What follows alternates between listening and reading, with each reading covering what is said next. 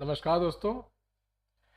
चलिए स्टार्ट करते हैं। नेक्स्ट टॉपिक आपका विजयनगर एम्पायर। ये एक ऐसा सेक्शन है जिससे यूपीएससी को बहुत बहुत बहुत प्यार है। मतलब आपको अगर मैं बता दूं कि अगर लास्ट 10 ईयर्स के अंदर अगर 10 क्वेश्चन आए होंगे, प्रीलिम्स के अंदर बात कर रहा हूँ, अगर 10 क्वेश्चंस आए हैं प्रीलिम्स के अंदर और उसमें अगर विजयनगर एम्पायर ऑप्शंस में है तो आपका 60% केस मतलब 6 क्वेश्चंस में ऐसा हो ही जाएगा कि विजयनगर एम्पायर ही उसका आंसर होता था। मतलब इट वाज सो मतलब ऑब्वियस थिंग हो गया था कि most of the toppers use to suggest अपने इंटरव्यू वगैरह में सजेस्ट करते हैं कि अगर आपको विजयनगर एम्पायर दिख जाए तो तुरंत उसको आंसर मार के आप आगे बढ़ जाओ। ठीक है, तो इतना मतलब रिलायंट हो चुका था, ऑब्वियस चीज हो चुकी थी कि विजयनगर एम्पायर सो मतलब UPSC was obsessed with Vijayanagar empire की। विजयनगर एम्पायर के बारे में कुछ ना कुछ। एंड मेंस में भी आपको बताऊं कि कभी कल्चर पूछ रहा है, कभी उसका ट्रेडिशन पूछ रहा है, कभी टेम्पल आर्किटेक्चर पूछ रहा है, कभी ये एंगार शैली पूछ रहा है, कभी ये पॉलीगार सिस्टम क्या था वो पूछ रहा है। बहुत सारे मतलब सेल्फ लोकल सेल्फ गवर्नमेंट के ऊपर भी पूछा गया है। तो ये सब के ऊपर भी बहुत सारे क्वेश्चन, मतलब विजयनगर एम्पायर वेरी वेरी मतलब ऐसा प्यारा चीज हो गया था यूपीएससी का। अब तो फिर भी थोड़ा कम कर दिया, यूपीएससी कंट्रोल कर रहा है अपने ऊपर, कंट्रोल उदय कंट्रोल वैसा वाला। लेकिन फिर भी क्वेश्चन आ ही जाते हैं तो विजयनगर एम्पायर से। तो मेरा भी रिकमेंडेशन आपको ये रहेगा कि विजयनगर एम्पायर का आप लोग जितना हो सके उतना अच्छे तरीके से पढ़ाइए। हाँ, इसमें ये याद रखिएगा कि एज मैंने हमेशा कहा है कि आपको इवेंट्स याद नहीं रखने होते। मोस्टली हम लोग सबसे बड़ी गलती यही करते हैं कि ये राजा आया, इसके बाद ये राजा आया, इसके बाद ये राजा आया, इसके बाद ये याद करते करते उसका ईयर याद करते करते हम लोग सारा समय बर्बाद करते हैं। आता है इसमें से कुछ नहीं है।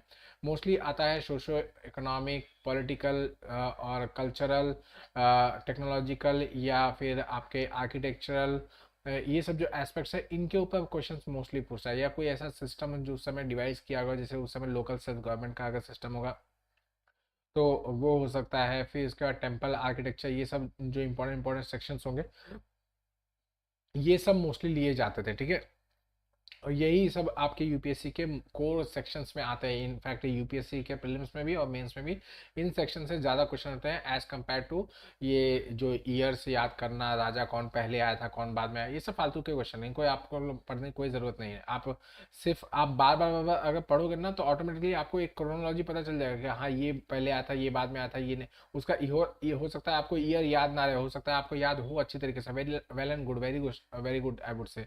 लेकिन ऐसा उसके लिए मतलब वो लिख लिख के याद करना, रट डालना कि हाँ ये इतने से इतने साल के बीच में था, इतने से इतने साल के बीच में, कोई ज़रूरत नहीं है। Just discard it, neglect it, आगे बढ़ो। ओके, चलिए स्टार्ट करते हैं। तो इसको फाउंड किया गया था इन द 1336। मैंने आपको बताया था कि भाई उस समय मोहम्मद बिन तुगलक था। ठीक है, मोहम्मद बिन तुगलक, एमबीटी। ठीक है, इसकी खासियत ये थी कि ये किसी के ऊपर विश्वास नहीं करता। सबसे ज़्यादा पढ़ा लिखा पूरे सुल्तान में से, जितने भी आपका दिल्ली सल्तनत में जितने भी सुल्तान हुए थे उन सब में पढ़ा लिखा, सबसे ज़्यादा पढ़ा लिखा यही था। सबसे ज़्यादा फॉरवर्ड लुकिंग था, इसके आइडियाज़ वगैरह बहुत ही ज़्यादा एक्सेप्शनल थे, बियॉन्ड द टाइम थे, आगे से समय से पहले के मतलब इसने आइडियाज़ वगैरह निकाले थे। इम्प्लीमेंटेशन तो एकदम जीरो, पुअर, एकदम घटिया तरीके से किया था, जिसकी वजह से इसने काफ़ी सारे रिवर्सल्स वगैरह भी देखे। मैं हम लोग डिस्कस किया था तुगलक वाला वीडियो, आप लोग देखो तो उसमें बताया मैंने 5 उसके ऐसे ऐसे एक्सपेरिमेंट्स किए थे जो कि पाँचों के पाँचों फेल हो गया था और बहुत इसको लॉस उठाना पड़ा था। तो उसके ही दौरान ऐसा हो जाता है कि ये चूंकि किसी के ऊपर ट्रस्ट नहीं करता तो हर जगह पे जितने भी विद्रोह होता था खुद ही दबाने के लिए चल जाता था। कि मतलब किसी ने साउथ में अगर किसी ने विद्रोह कर दिया इसके खिलाफ तो पूरी सेना लेके साउथ में चला जाता। फिर इसी के चलते नॉर्थ में विद्रोह हो जाता तो नॉर्थ में भागता था, फिर ईस्ट में विद्रोह हो जाता, ईस्ट में भागता, वेस्ट में विद्रोह हो गया, वेस्ट में भागता था। तो हालत इसकी यही थी कि बस ये भागता रहता था पागलों की तरह इधर से उधर। और इसी के अंत तक मतलब जब इसके मरने के समय आने लगा तो धीरे धीरे सब लोग एम्पायर अपना अपना छोटा छोटा प्रिंसिपैलिटीज बना बना के अलग हो गए। जैसे मैंने आप लोगों को बहमनी वाला इससे वीडियो से पहले बताया था, उसी तरीके से उसी समय आपका विजयनगर एम्पायर भी एस्टेब्लिश हो जाता है 1336 में। ठीक है, इसको बनाया था, दो भाई थे, हरिहर और बुक्का। ठीक है, इन लोग को जबरदस्ती पकड़ के इस्लाम धर्म में कन्वर्ट कराया गया था। फिर उसके बाद ये अपने जो पहले जो गुरु थे, ये विरूपाक्ष के पुजारी होते हैं। विरूपाक्ष शिव जी का एक रूप है। तो शिव जी के इस रूप को ये पूछते थे हमेशा से। तो जब आफ्टर मतलब वॉर में लड़ाई करने के बाद इन लोग को ज़बरदस्ती पकड़ के इस्लाम धर्म कबूल करा लिया जाता है, तो ये उनके रीजेंट बन जाते हैं, बहमनी किंगडम के रीजेंट बन जाते हैं, और फिर ये काम करना स्टार्ट करते हैं। तो इसी दौरान ये अपने जो पुराने गुरु रहते हैं विद्यारायण, उनके पास जाते हैं। तो उनसे जब बातचीत करते हैं तो वो इनको वापस से इस्लाम धर्म से कन्वर्ट करके शैव धर्म में लेके आते हैं, और इनको फिर संगम डायनेस्टी एस्टेब्लिश करने की प्रेरणा देते हैं, ठीक है। तो फर्स्ट डायनेस्टी एस्टेब्लिश होती है आपके विजयनगर एम्पायर में। विजयनगर एम्पायर में 4 डायनेस्टी थे, चारों डायनेस्टी आपको क्रोनोलॉजी पता होना चाहिए, आगे मैं दिखाऊंगा कैसे कैसे, ठीक है। तो ज़्यादा टेंशन लेने की जरूरत नहीं है, लेकिन आपको पता होना 4 डायनेस्टी है आपके संगम डायनेस्टी की, 4 डायनेस्टी है आपके संगम उसमें, ओके। तो बेस्ड अपॉन हिज गाइडेंस, मतलब आपके विद्यारण्य के गाइडेंस के हिसाब से संगम डायनेस्टी का एस्टेब्लिशमेंट करते हैं हरिहर और बुक्का। ये दोनों भाई है, ठीक है। हरिहर बड़ा है, बुक्का छोटा है, ठीक है। हरिहर भी थोड़े समय के बाद डेथ हो जाती है, मेरे ख्याल से 4 साल में ही उनकी डेथ हो जाती है। जो भी हो, हिस्ट्री वगैरह याद रखने की इतना ज़रूरत नहीं है। इन लोग एक समय पे वारंगल के काकतीय रूलर्स के अधीन भी काम किए थे, ठीक है। तो काकतीय रूलर्स कुछ बहुत ज़्यादा इम्पोर्टेंट इस जगह पे होते भी हैं। क्यों? क्योंकि इस रूलर के मतलब इस डायनेस्टी के, काकतीय डायनेस्टी की एक खासियत ये है कि इसमें एक विमेन हुई थी जिनका नाम था रुद्रमा देवी। ये मैं एक्स्ट्रा ज्ञान आपको बता रहा हूँ, ठीक है। रुद्रमा देवी, इन्होंने अलाउद्दीन खिलजी को बहुत बुरी तरीके से, भयंकर तरीके से हराया था, ठीक है। इट इज़ अ हिस्ट्री कि रुद्रमा देवी ने इनको बहुत बुरी तरीके से हराया था। ये वारंगल की क्वीन थी, तो इन्होंने हराया था। इनफैक्ट इनके समय पे मार्को पोलो करके एक ट्रैवलर भी आता है जिसने इनके बारे में बहुत अच्छी तरीके से बात कही है रुद्रमा देवी के बारे में, ठीक है। खैर वो लास्ट में मैंने इनकॉर्पोरेट किया है कि जो जितने भी आपके ट्रैवलर्स आए थे वो मैंने इनकॉर्पोरेट किया हुआ है लास्ट में, तो हम लोग उसको भी देख लेंगे, ओके। तो इन्होंने विजयनगर सिटी की एस्टैब्लिशमेंट की। विजयनगर मतलब सिटी ऑफ विक्ट्री, ठीक है। कहाँ पे? तुंगभद्रा रिवर के तट पे इन्होंने एस्टैब्लिशमेंट किया नई सिटी, आपका विजयनगर साम्राज्य, विजयनगर सिटी की। और उसके बाद इन लोगों ने तुंगभद्रा के आसपास के रीजन में इन लोग एक्सपांशन करना चाहते हैं, ठीक है। एक्सपांशन करते चले जाते हैं।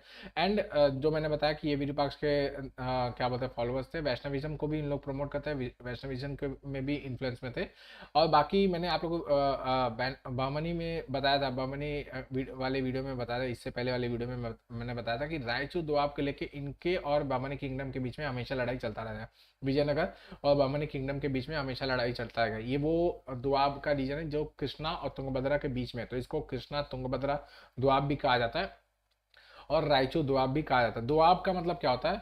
आब का मतलब ए बी ए, आब का मतलब होता है रिवर, ठीक है, रिवर।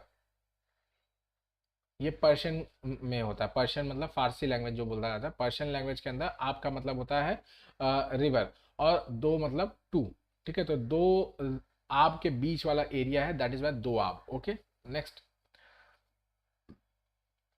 साउथ के अंदर देखा जाए तो ये मदुरई के सुल्तान के साथ हमेशा कॉन्फ्लिक्टिंग में थे। हालांकि इसमें ज़्यादा देर तक कॉन्फ्लिक्ट नहीं हो पाता है, मतलब मुश्किल से 40-50 साल तक होता है। उसके बाद मदुरई को पूरी तरीके से इनकॉर्पोरेट कर लिया था in the Vijayanagara empire itself, okay. During the reign of Ram Raya, Ram Raya एक लास्ट के मतलब तुलु डायनेस्टी के लास्ट लास्ट फेज में आते हैं। ये मैं आप लोगों को बताऊंगा कौन कौन सा डायनेस्टी है, ठीक है, उसमें परेशान ना होइएगा। तो ये आते हैं, इनके समय ये होता है कि भाई जितने बीजापुर, अहमदनगर, गोलकोंडा, बीदर, इन सारे लोग चारों जन मिलते हैं, अपनी फोर्सेस कंबाइन करते हैं, और एक जगह है तालीकोटा, ठीक है, वहां पे इन लोग लड़ाई करते हैं। और मतलब आपस में लड़ाई नहीं करते, इन लोग अटैक कर देते हैं विजयनगर एम्पायर के ऊपर। इसको राक्षसी तंगड़ी भी बोला जाता है, ठीक है। ये जो जगह है उसको राक्षसी तंगड़ी भी बोलते हैं। ये फाइट को कहीं कहीं पे राक्षसी, RAKSH, राक्षसी जो भी है, तंगड़ी, ठीक है, ऐसा भी कहा जाता है इसको। तो ये राक्षसी तंगड़ी जो बैटल हुआ था, ये बैटल ऑफ तालीकोटा या फिर राक्षसी तंगड़ी की जो लड़ाई हुई थी 1565 में, इसमें ये चारों फोर्सेस कंबाइनली आके विजयनगर एम्पायर के ऊपर अटैक करते हैं, और बुरी तरीके से इसको हरा के तहस नहस कर देते हैं, और काफ़ी बड़ा एरिया इसको जलावाला देते हैं, ठीक है। तो राम राय कि इसमें मौत हुआ तो भी शायद हो जाती है, मुझे याद नहीं आ रहा। खैर इतना इंपॉर्टेंट नहीं है। इसके बाद एक नया डायनेस्टी आता है, लास्ट आपका आयुर्वेदिक डायनेस्टी आता है, वो हम लोग देखेंगे अभी, ठीक है। लास्ट रूलर इसका कौन था, मतलब पूरे के पूरे विजयनगर एम्पायर का, तो श्रीरंगा थर्ड था। इतना ये सब ये याद करने की जरूरत नहीं है। 4 डायनेस्टीज ने विजयनगर को इतने से इतने के बीच में रूल किया है, देख सकते हैं आप लोग कि मोर देन 300 ईयर तक रूल किया। तो 4 डायनेस्टीज कौन कौन से वो यहाँ पे देखते हैं। फर्स्ट है संगम डायनेस्टी, जो हरिहर और बुक्का ने एस्टेब्लिशमेंट किया था, ठीक है। तो ये आपका इस समय से इस समय के बीच में रहता है। सारा डिटेल से याद करने की जरूरत नहीं है, कितने से कितने तक, इतना डिटेल में जाने की जरूरत नहीं है। अगर आप याद कर लेते हो तो well and good, very good है, बहुत ही अच्छी बात है। लेकिन अगर आप नहीं याद कर पा रहे हो तो उससे कोई कॉम्प्लेक्स लेने की कोई जरूरत नहीं, कोई टेंशन लेने की कोई जरूरत नहीं कि मैं कैसे करूंगा, मुझे तो याद ही नहीं आ रहा, मुझे तो ये याद नहीं आ रहा। कोई फर्क नहीं पड़ता, यूपीएससी इतना डीप में फालतू की चीजें बनाता नहीं है। ओके, तो नेक्स्ट सालू डायनेस्टी आता है, जो कि नरसिम्हा नरसिम्हा नाम के होता है, उन्होंने एस्टेब्लिशमेंट किया जाता है। और ये संगम डायनेस्टी के बाद आता है सेकंड डायनेस्टी, और इनका पीरियड है इतना, ठीक है। तो लगभग 220 साल इन्होंने भी राज किया, और इन्हीं के समय आपका मदुरई जो है वो इनकॉर्पोरेट कर लिया जाता है, ठीक है। नेक्स्ट आता है Tulu dynasty. It is the most famous dynasty and ज़्यादा समय तक भी रहने वाला यही डायनेस्टी है। इसका मतलब सबसे ज़्यादा नहीं, सबसे ज़्यादा तो आपका संगम डायनेस्टी है, लेकिन तुलु डायनेस्टी बहुत ही पावरफुल पीरियड रहता है। स्पेशली इनके समय पे कृष्ण देव राय करके एक रूलर होते हैं, वो बहुत ही मतलब उन्होंने एक भी फाइट ही नहीं हारी थी उस समय। वो बहमनी किंगडम के हर एक किंगडम को कूट कूट कूट कूट भयंकर भयंकर पिटाई कुटम्मस करके मतलब अच्छी तरीके से हटाया रहता है उन्होंने, और इस रीजन में एक दबदबा बना के रखता है। इनफैक्ट आप लोग ने वो कार्टून वगैरह भी बहुत देखा, तेनालीरामन, तो तेनालीरामन इन्हीं के समय पे थे, ठीक है। इनफैक्ट मूवीज थे, शोज वगैरह भी तेनालीरामन के ऊपर बनाए गए थे, और बहुत सारी कहानी वगैरह भी लिखी गई है, एंड कार्टून भी आता था, मुझे कार्टून बहुत पसंद था उसका तेनालीरामन का, ठीक है। तो कृष्णदेव राय के समय पे वो इनके नवरत्नों में से एक थे, जो क्या बोलते हैं इनके इसमें थे। तो Krishnadeva Raya was very powerful, very powerful. इनके बारे में सब लोग ने बहुत अच्छी अच्छी बातें कही है। इनके समय पे जो भी क्या बोलते हैं आए थे ट्रैवलर्स वगैरह, लास्ट में हम लोग बताएंगे कौन कौन से ट्रैवलर्स आए थे, उन लोग ने इनकी बुरी बुरी बहुत अच्छी तरीके से प्रशंसा की है, बहुत अच्छी अच्छी बातें कही है कि भाई ये बहुत ही स्ट्रांग थे, फिजिकली बहुत ही स्ट्रांग थे, अपने परिवार का बहुत ख्याल रखते थे, अपनी जनता का बहुत ख्याल रखते थे, प्रजा का बहुत ख्याल रखते थे, वगैरह वगैरह चीज़ें, ये सब इनके बारे में लिखी गई, ठीक है। तो मतलब इनका जो ये पीरियड तुलु डायनेस्टी, इसको मोस्ट पावरफुल पीरियड भी कहा जाता है, ठीक है। लास्ट आता है अरिविडु डायनेस्टी। तो इसी तुलु डायनेस्टी में वो राम राय वाला जो मैंने आप लोगों को इंसिडेंट बताया, राक्षसी टंगरी वाला, वो इसी समय होता है। इनका तुलु का लास्ट वाले जो किंग होते हैं वो राम राय ही होते हैं, और उनको सब लोग मिल के पटक के मार के मतलब वो क्या करते हैं, कुटम्मस कर देते हैं भयंकर तरीके से। और फिर उसके बाद अगला डायनेस्टी आता है अरिविडु डायनेस्टी, जिसको तिरुमला ने फाउंड किया था, और ये लास्ट डायनेस्टी होता है। उसके बाद फिर विजयनगर एम्पायर आपके 1650 के आसपास ये खत्म हो जाता है, ठीक है। नेक्स्ट इतना ही है, 1646 1650 के बीच में ये खत्म हो जाता है, ओके। तो ये आपके 4 डायनेस्टीज है। चलिए इसका लोकेशन अगर दिखा दो, तो मैंने आपको बमनी किंगडम में भी दिखाया था, यहाँ पे भी मैंने दिखा देना। विजयनगर अपने पीक पे ये पूरा का पूरा ग्रीन कलर का जो दिख रहा है, ये आपका विजयनगर किंगडम हुआ करता है, ठीक है। ऊपर बहमनी किंगडम है, काफ़ी सारे उसमें डिवाइडेड है आपका, कहीं पे अहमद शाह है, कहीं निज़ाम शाह है, कहीं बिदर है, कहीं पे इस तरीके से है। लेकिन यहाँ पे विजयनगर पूरी तरीके से एक छत्र राज करके रखता है कृष्णा दोआब के रीजन में, ओके। नेक्स्ट आते हैं इनके एडमिनिस्ट्रेशन की बात करते हैं, ठीक है। एक एक चीज़ें इंपॉर्टेंट है इनकी, तो मैंने आपको बताया कि भाई यूपीएससी बहुत प्यार करता है इससे, तो आप लोग को पता होना चाहिए, ठीक है। ऐसा इसलिए भी है क्योंकि यूपीएससी बहुत ज़्यादा बेस्ड अपॉन द हिंदू के ऊपर है, द हिंदू के ऊपर उसका क्वेश्चन आंसर्स बहुत ज़्यादा होता है। अगर आपको यकीन ना हो तो मैं आपको बता दूं कि भाई हिंदू से ऐसा नहीं है कि इंडियन एक्सप्रेस से नहीं आता, या टाइम्स ऑफ इंडिया में से नहीं आता, या दैनिक जागरण से नहीं आता। मैं ये चारों न्यूज़पेपर को हमेशा सपोर्ट करता हूँ। यूपीएससी के लिए चारों न्यूज़पेपर में से कोई भी एक न्यूज़पेपर आप पढ़ रहे हो तो बहुत ही अच्छी बात है। लेकिन ये मोस्टली साउथ की जो चीज़ें होती है वो आपके द हिंदू में बहुत ही आसानी से मतलब फटाफट आपको मिल ही जाती है रेगुलर बेसिस पे। दैट इज़ वाई मैं हिंदू को सपोर्ट करता हूँ कि भाई हिंदू पढ़ना ज़्यादा बेटर है, ठीक है। और इसीलिए यूपीएससी भी आपका इसी में से क्वेश्चंस उठाता भी है, क्योंकि हिंदू के ऊपर उसका बेस ज़्यादा है, ओके। तो एडमिनिस्ट्रेशन की बात करते हैं तो किंग सबसे ज़्यादा एब्सोल्यूट है, उसी के पास सारे के सारे एग्जीक्यूटिव, जुडिशियल, लेजिस्लेटिव और मैटर्स के अंदर सारा का सारा काम करने का अधिकार इसी के पास है। Succession to the throne was hereditary as usual, जैसा होना चाहिए था पहले से, उसी तरीके से यहाँ पे चलाता है। एडमिनिस्ट्रेटिव यूनिट्स की बात की जाए तो मंडलम होते हैं, फिर नाडु होते हैं, फिर स्थल होता है। स्थल को कहीं कहीं पे वलनाडु भी लिखते हैं, ठीक है, वलनाडु, तो कंफ्यूज ना कीजिएगा, कहीं पे अगर वलनाडु लिखा हुआ मिलता है तो स्थल कहाँ गायब हो गया, ऐसा नहीं होना चाहिए। वलनाडु ही स्थल है, स्थल ही वलनाडु है, ठीक है। और लास्ट आते हैं आपके ग्राम, ठीक है। ग्राम मतलब विलेजेस, जो आज भी उसी तरीके से नाम से पुकारे जाते हैं, विलेजेस, ओके। नेक्स्ट, जो इस समय एक सिस्टम था, बहुत अच्छा सिस्टम था, मैं आगे उस सिस्टम के, ये आपका नयनकारा सिस्टम है, ठीक है। इस समय जो मंडल होते, जो सबसे ऊपर वाला है, उसके जो हेड होते थे उसको मंडलेश्वर कहते थे, ठीक है। मंडलेश्वर, ये आपका मंडलेश्वर है, ये कहा जाता था। लेकिन बाद में इनको नायक कहा जाना लगा, ठीक है। नायक का क्यों कहा जाने लगा वो मैं आप लोग बताऊंगा थोड़ी देर में। एक मिनट पहले अपना चेहरा सेट करो अच्छी तरीके से, ठीक है। इनको नायक कहा जाने लगा क्योंकि एक सिस्टम स्टार्ट हुआ, नयनकार सिस्टम, ठीक है। तो मैं अभी बताऊंगा जस्ट थोड़ी देर में, पहले देख लेते हैं। इनके पास, ये मंडलेश्वर जो होते थे, इनके पास काफी सारी ऑटोनॉमी दी जाती, मतलब एक तरीके से स्वतंत्र राज करने के लिए आराम से, मतलब अच्छी तरीके से राज करो, कोई टेंशन नहीं है, बस ट्रिब्यूट मुझे पहुंचा दिया करो। इनके पास इनफैक्ट अपने छोटे कॉइन्स वगैरह भी इशू करने का अधिकार था, टैक्सेस लेवी करने का अधिकार था। पुराने कोई टैक्सेस हो तो उसको हटाने का भी अधिकार इनके पास, काफी मतलब वाइड रेंजिंग ऑटोनॉमी ऑटोनॉमी दी गई थी कि भाई आप किसी भी तरीके से बस काम करो और पैसे ला ला के बस हमारा कॉफर्स भरते रहो, इस तरीके से इनको दिया गया था, इनको छूट दी गई थी, ठीक है। सोर्सेस ऑफ इनकम वही लैंड रेवेन्यू, ट्रिब्यूट्स, गिफ्ट्स वगैरह से आना, कस्टम, पोर्ट, टैक्सेस वगैरह से सब आना, ठीक है। नेक्स्ट, आर्मी के अंदर आपके कैवलरी, इन्फेंट्री, आर्टिलरी, एलिफेंट्स वगैरह होते थे, ये सब तो प्रोमिनेंट चीजें, इनके कुछ याद भी नहीं रखेंगे तो भी चलेगा, कोई दिक्कत नहीं है। नयनकार सिस्टम क्या है, ये क्या होता था कि जो आपका, जैसे मैंने बताया मंडलेश्वर इनको कहा था, तो बाद में इनको नायक कहा जाना है, क्यों? क्योंकि इन लोग ना मिलिट्री गवर्नेंस होते थे, मतलब इनका मेन काम क्या होता था, ये मिलिट्री ऑफिसर्स होते थे आपके विजयनगर किंगडम के। एंड विजयनगर किंगडम में ये मिलिट्री ऑफिसर की तरह काम करते थे, और जब इनको सैलरी देने की बात आती तो इनको लैंड ग्रांट्स दे दिया जाता था कि भाई ये लो, और इस रीजन में आपका अब राज हो गया, आप उस जगह पे काम करो। आप स्टेट को क्या प्रोवाइड करें, मतलब हमको क्या प्रोवाइड करें, क्योंकि मैंने आपको लैंड दे दिया है, तो आप मुझे क्या प्रोवाइड करो, मेरा रेवेन्यू। रेवेन्यू जो होगा आपका, अपना सैलरी काट लो, अपने मेंटेनेंस का पैसा काट लो, उसके बाद का जितना भी पैसा आएगा वो आप मुझे दे दोगे, ठीक है। इसके अलावा जब भी फाइट वगैरह की जरूरत पड़ेगी तो आप मुझे प्रोवाइड करोगे अपने मैन एंड पैसे, ठीक है। खाना पीना, रसद वसद, जो भी रिसोर्सेस है वो आप प्रोवाइड करोगे। साथ ही साथ अपने मैन वगैरह, जो जितने भी सोल्जर्स वगैरह, वो भी आप प्रोवाइड करोगे फॉर द फाइट, ठीक है।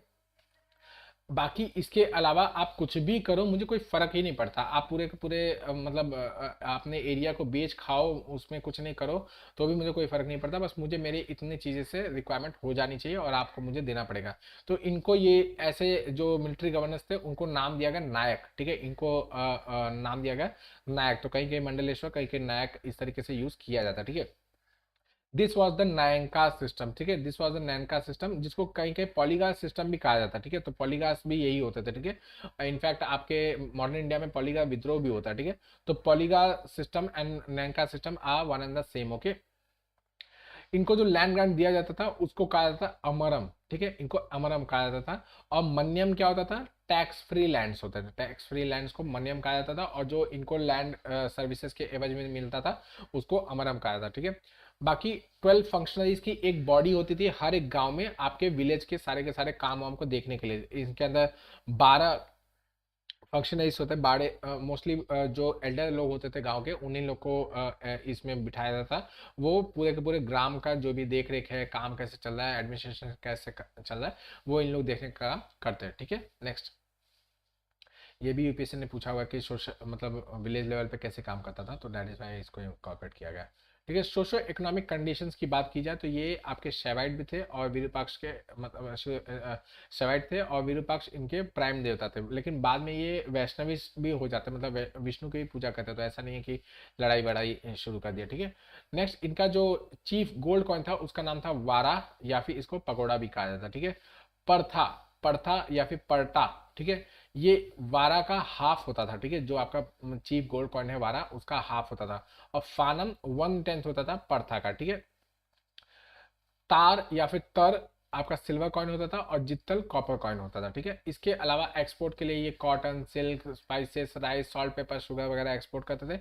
इंपोर्ट इन लोग हॉर्सेस, पर्ल्स, कॉपर, फिर उसके बाद कोरल्स वगैरह ये इंपोर्ट करते थे। इस समय आर्ट ऑफ शिप बिल्डिंग बहुत ही ज़्यादा डेवलप हो चुकी थी। इसके बाद ही आपके जब मराठास आते हैं तो शिप बिल्डिंग के इस आर्ट को जो ऑलरेडी डेवलप हो चुकी थी इसको वो और रिफाइन करते हैं।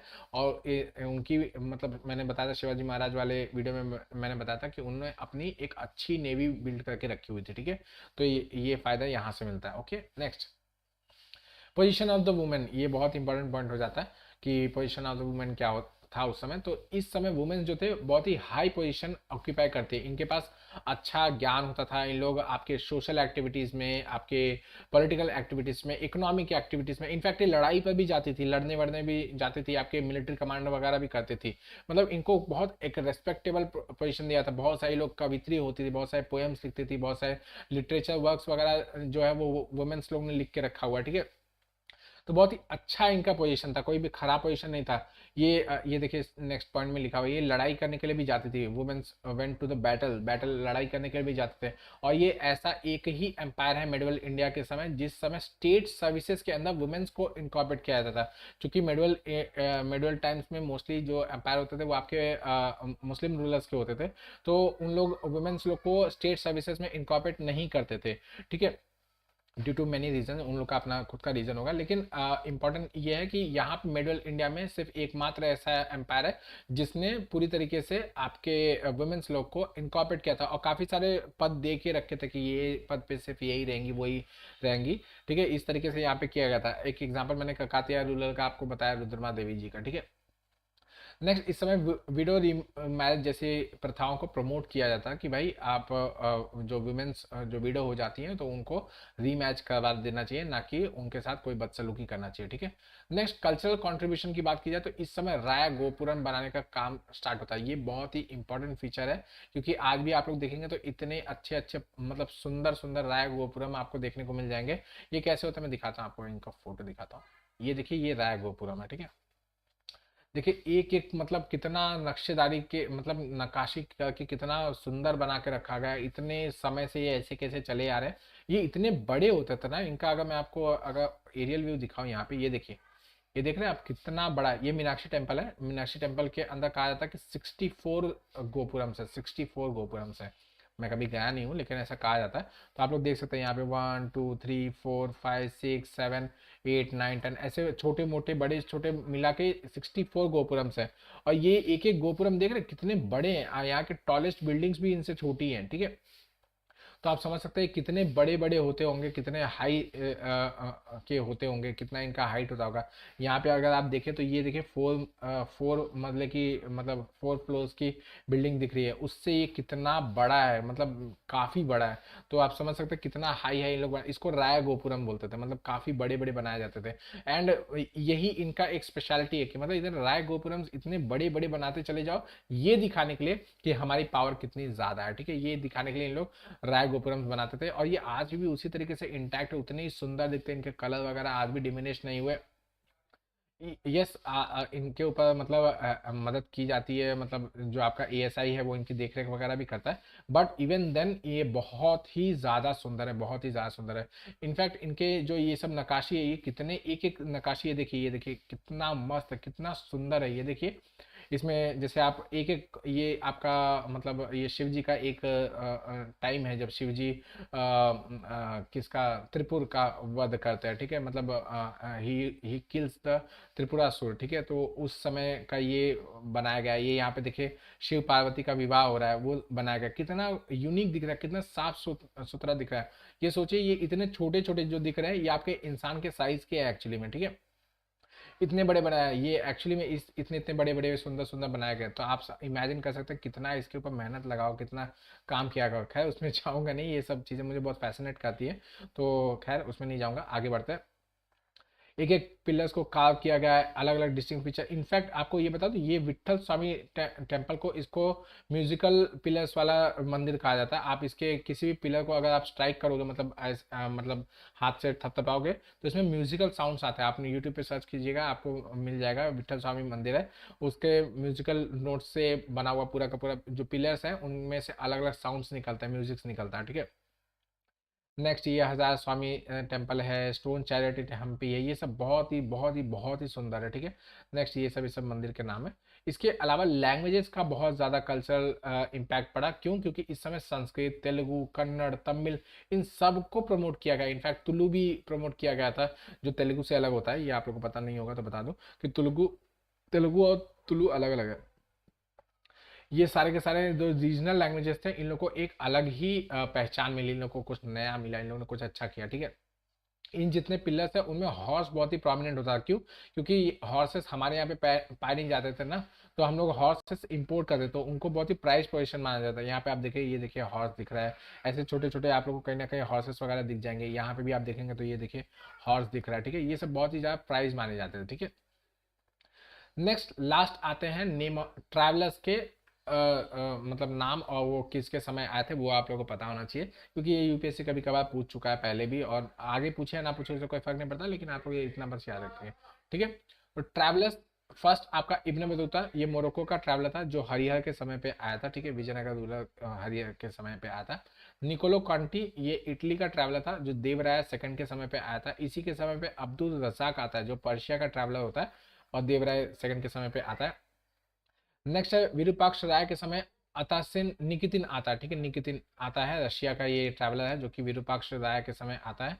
नेक्स्ट कृष्णदेवराय के समय ये तीनों के तीनों आते हैं, ठीक है। वॉर्थेमा, बारबोसा और डोमिंगो पायस, ये पोर्टुगल के दो हैं आपके, बारबोसा और पायस, और इटली का है वॉर्थेमा, ठीक है। ये आपके इटली कृष्णदेव के समय पे आता है। पोर्टुगल का एक और आता है नूनिस, जो अच्युत देवराय इनके जस्ट बाद में आता है, ठीक है। नेक्स्ट मार्को पोलो, जो मैंने आप लोगों को जस्ट बताया, वो वेनिस का ट्रैवलर था। उसने रुद्रमा देवी के समय पे आया था, जो ककातिया डायनेस्टी की है, वो विजयनगर डायनेस्टी की नहीं है, ओके। तो ये रुद्रमा देवी के बारे में लिखती है, तो लिखता है, तो दैट इज वाई इसको भी इनकॉर्पोरेट मैंने यहाँ पे किया, ठीक है।